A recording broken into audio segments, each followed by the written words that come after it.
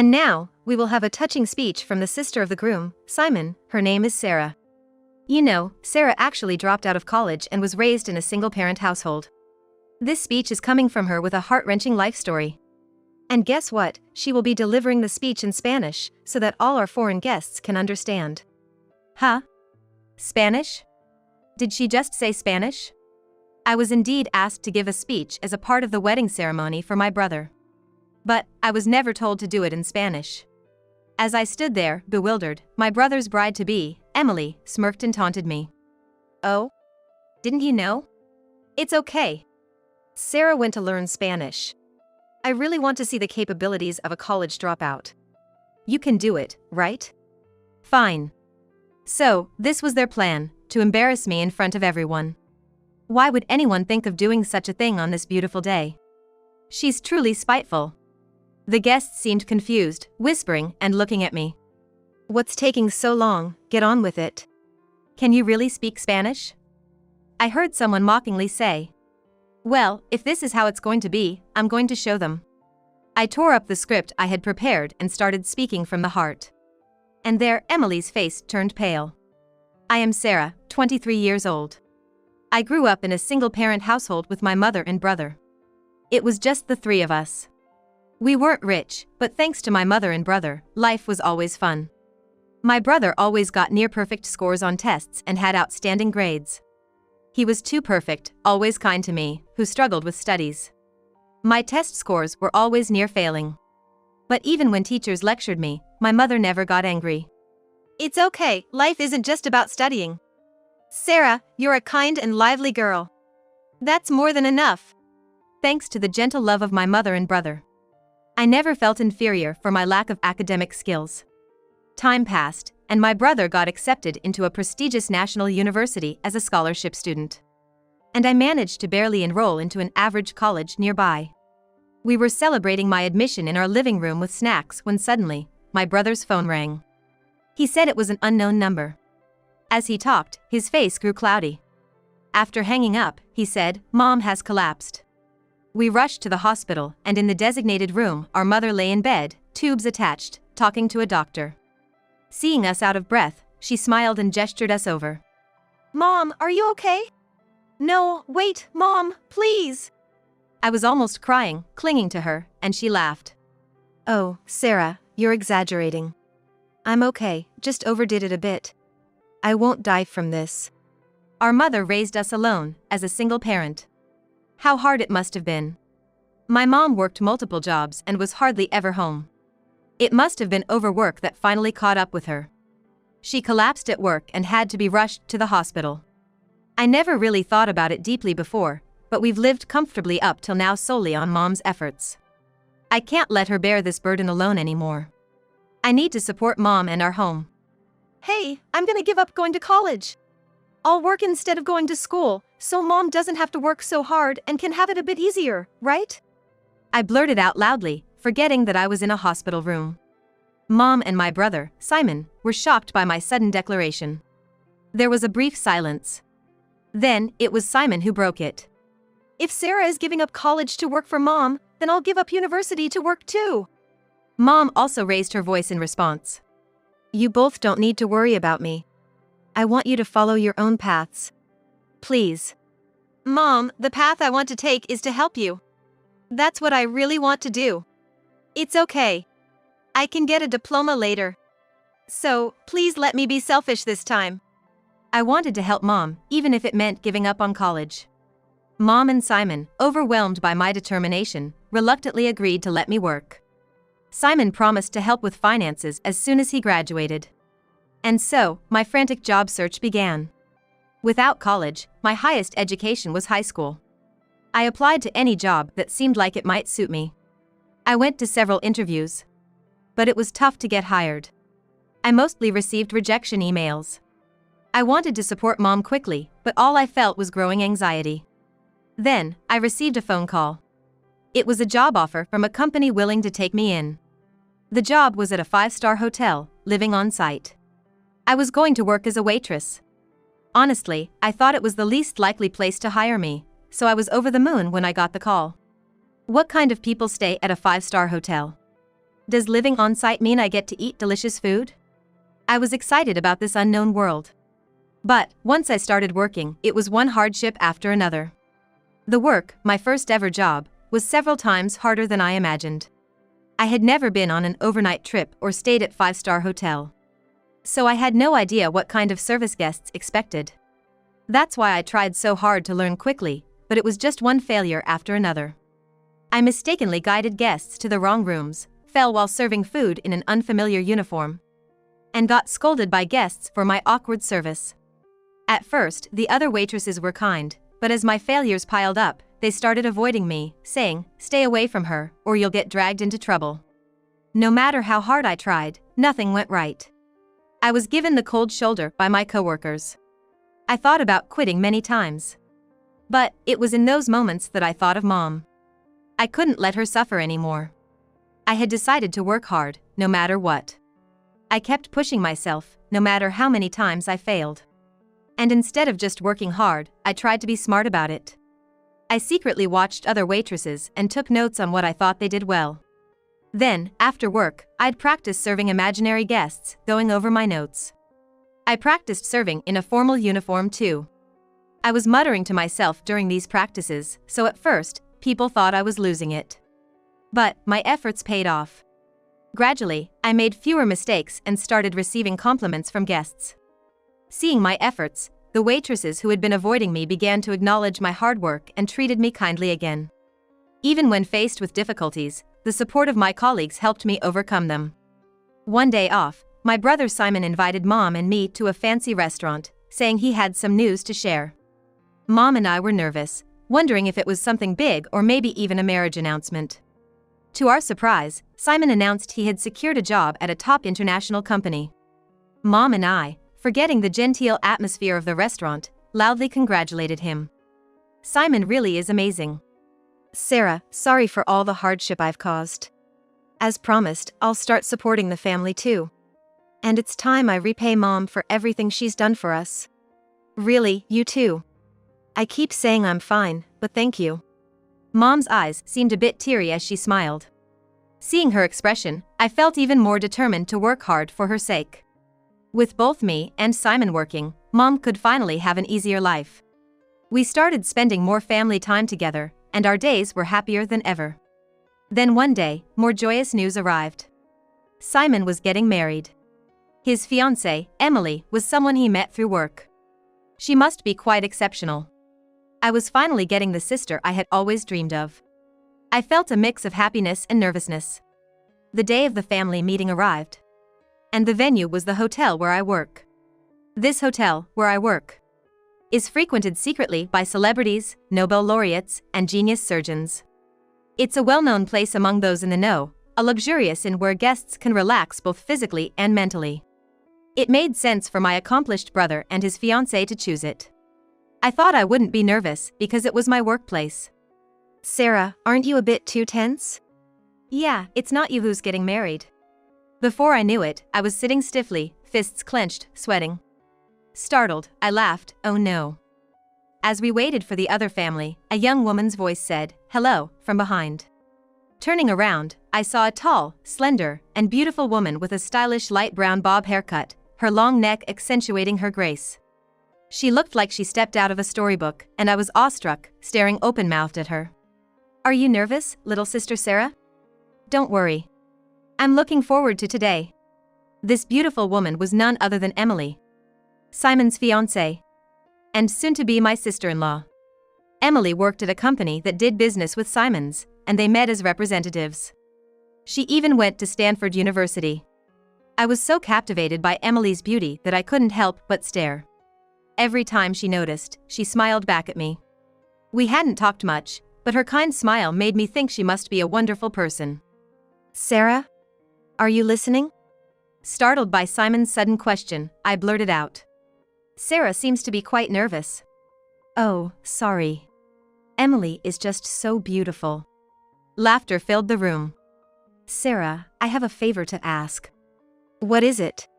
We'd like to have our wedding party at this hotel where you've worked so hard. Really? Is that so? Yeah, because a lot of the wedding guests will be foreigners. This place has a beautiful garden and really captures the beauty of nature, right? I thought they'd appreciate it. What do you think? I think it's a great idea. All right, I'll check with the manager later. Thank you, Sarah. Overwhelmed by my brother's pleasant suggestion, I excused myself to the restroom. My brother's wedding here. It's really something to think about. I hope it'll be a grand ceremony. Touching up my makeup at the sink, I pondered again about my brother's wedding. Lost in thought in front of the mirror, I was suddenly approached from behind. Hey! Looking through the mirror, I saw Emily. Her voice sounded lower than before. I barely recognized her. I turned around in surprise, and there she was, looking at me with a puzzled expression. Hey, what's with you? You've been staring at my face since earlier. Is there something you don't like? I had been staring because she was so beautiful, but it was certainly rude. Just as I was about to apologize, Emily continued without giving me a chance. You're really silly, it's laughable. Taken aback by Emily's unexpected words, I could only respond with a dumbfounded huh? Is this really Emily? Or are you and Simon really siblings? There's too much of a difference. Simon has been on a top-tier path since he was young, but what about you? A college dropout working as a waitress. And while Simon's face suits me as a handsome man, you're just plain, ordinary. You're way below my expectations. Hilarious. I was at a loss for words, shocked by Emily's sudden verbal assault. What's with that dumb look? It's really funny. Your education shows on your face. Then Emily whispered in my ear. Hey, are you really blood-related to Simon?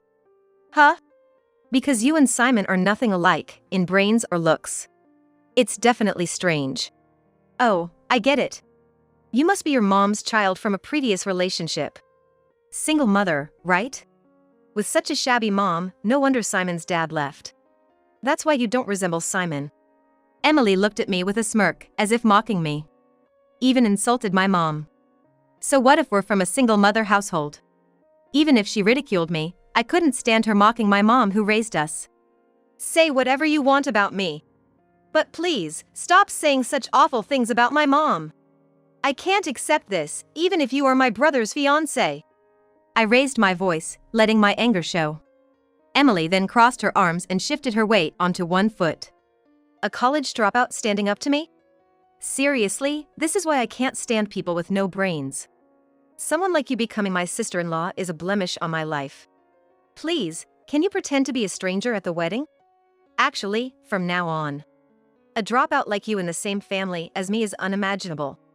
After saying that, Emily left with the sound of her heels clacking. What the heck? Why do I have to put up with this? Was my brother's choice really someone like her? Returning to the room with a heavy heart, I found Emily, who had returned earlier, beckoning to me as if she had been waiting. Sarah. Finally, you're back. I've been waiting. I have something important to talk about. Come quickly. Emily called out to me, back in her nice person mode. As if she weren't an actress. Shocked by her drastic change, I reluctantly returned to my seat. As soon as I sat down, Emily immediately began. You know what? She looked around slowly at everyone, dragging out the moment. When our eyes met, she seemed to smirk. I was thinking of asking my cute soon-to-be sister Sarah to give a special speech at the wedding. What? I didn't know about this. I felt like time stopped for a moment in surprise. But it seemed I wasn't the only one surprised, eh? Sarah? It appeared to be unexpected for Simon too. Sorry, Simon.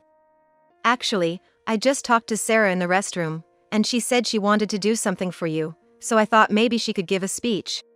Emily said, spinning a tale of events that never happened. I realized I was staring at her, dumbfounded.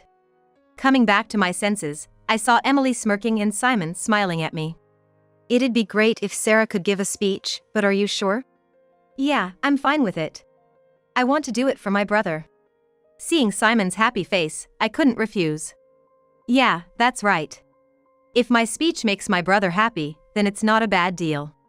I don't know what Emily is really thinking, but I decided to go along with her idea. Time passed since that day, and finally, the wedding day arrived. Thanks to meticulous preparations, the ceremony went smoothly. I was nervous in the unfamiliar atmosphere of a wedding, but even more anxious about whether I could deliver the speech well. I found myself clenching my fists and sweating like on the day of the family meeting. My hands were so sweaty I couldn't even hold my glass properly. It's okay, I can do this. Sarah, congratulations today. You have a speech later, right? Good luck. Yes. Thank you. Don't be so nervous. You'll do great, Sarah. You practiced a lot and worked hard. I guarantee it. Look. My supervisor, always kind to me, patted my back. Since Emily tasked me with the speech, I had been practicing every day after work. Initially, I practiced alone, muttering to myself, but then my coworkers joined in to help. Thanks to them, I could give a smooth speech in front of about 10 people without getting nervous.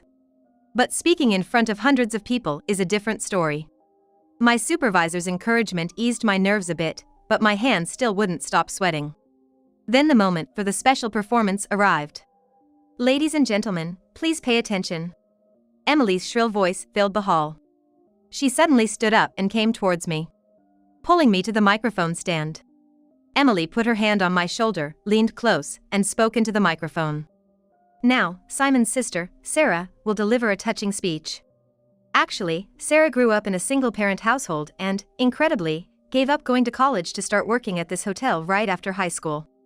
She lived on, sacrificing everything, her education, pride, all to help her single mother, working as a waitress here until today. Emily gave an introduction I never wished for, even bringing up my family and mother.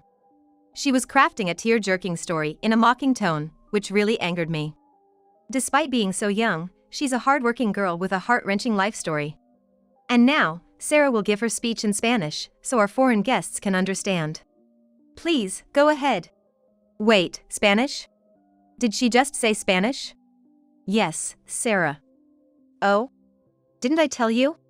It's okay, you learned Spanish. Emily spoke mockingly into the microphone again. Everyone seemed to believe I was going to give a speech in Spanish, waiting expectantly. As I froze, Emily smirked and continued. Sarah has been working at this hotel for many years. As you all know, this inn is popular among foreigners, regularly visited by international guests. And among you today, there are many foreigners. Sarah, with her extensive experience in such a multicultural environment, can surely give a wonderful speech in Spanish, right? I thought it'd be easy for her. True, the inn does host many foreign guests, and I did hear there would be many foreign guests at the wedding. But to suddenly spring this on me on the day itself? So, this was her plan, to embarrass me in front of everyone. On such a wonderful day, why would she think of doing something like this? How mean. As I pondered, time didn't wait. Simon looked worried, wondering what was happening. The guests were whispering among themselves, looking confused. Somebody said, "Hurry up." "Can you really speak Spanish?" someone jeered, laughing. Cold sweat covered my body. And I could feel large beads of sweat running down my back. What should I do? Sarah! Don't give up! Pull yourself together! Suddenly, the voice of my supervisor who had encouraged me earlier resonated through the hall. Sarah, you can do it! Stand up straight and take a deep breath.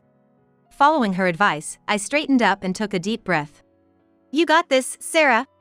I guarantee it. Encouraged by her voice, my coworkers began to shout, "You can do it, and you got this."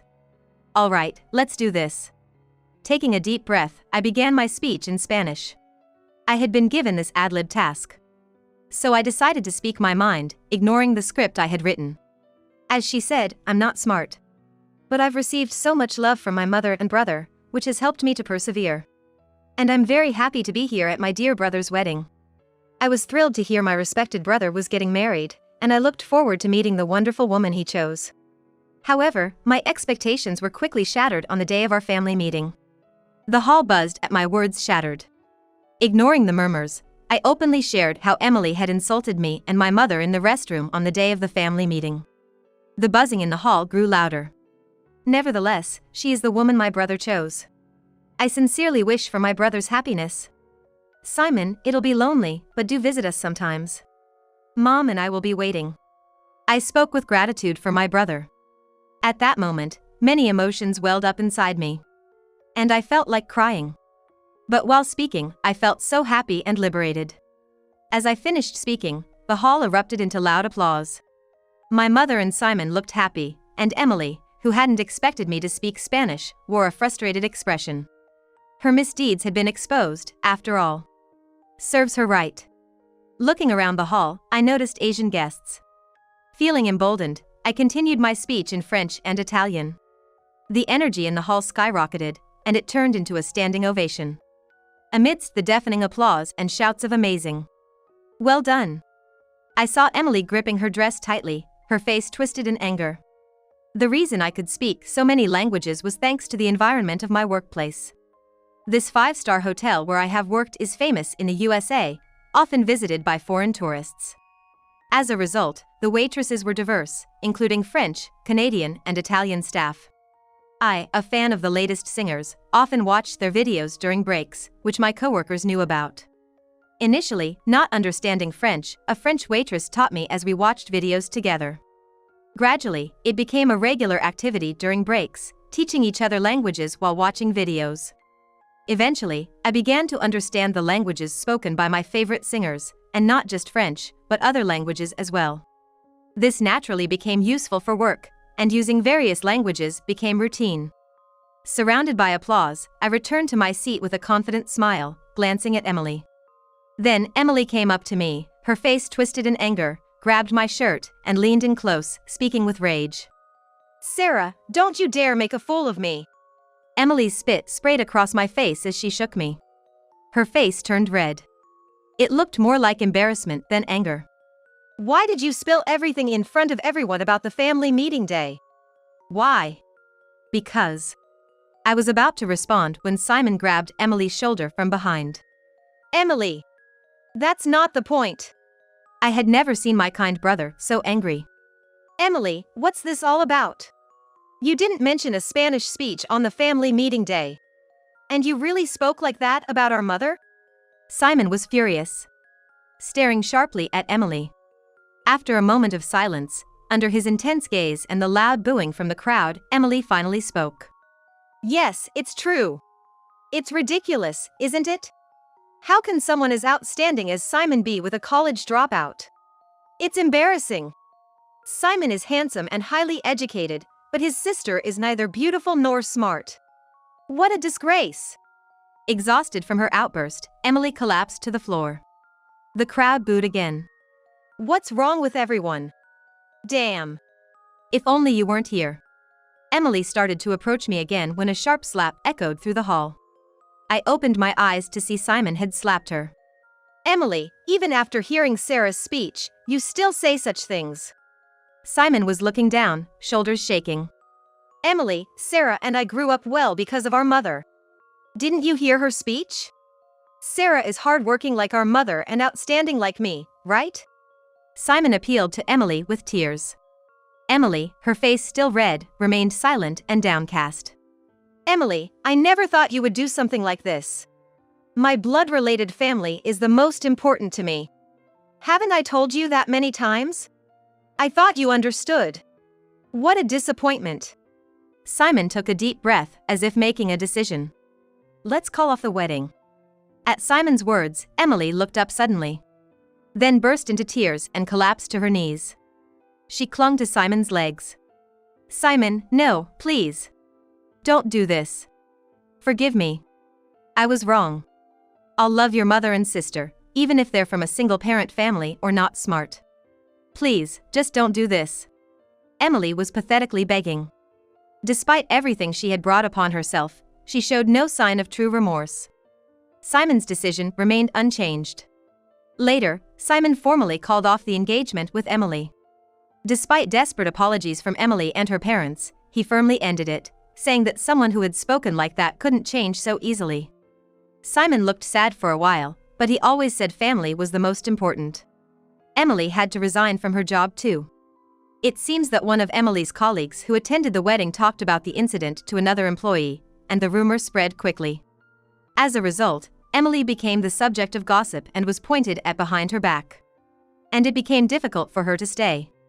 About a week later, Simon called with some great news. Emily's former company wanted to work with me after hearing my multilingual speech at the wedding. Her boss had been impressed and offered me a position. After consulting with my coworkers at the hotel, who encouraged me to go for it, I thanked the hotel for everything and joined Emily's former company. Being multilingual, I was valued more than Emily, who only spoke English, and I embarked on a different and exciting life. I had dropped out of college to support my family. And people like Emily often judged and mocked me for it. But I believe there are things more important than education. Like gaining experience. Experiencing life firsthand broadens your world and enriches your life. I plan to keep learning through experiences, not just from books.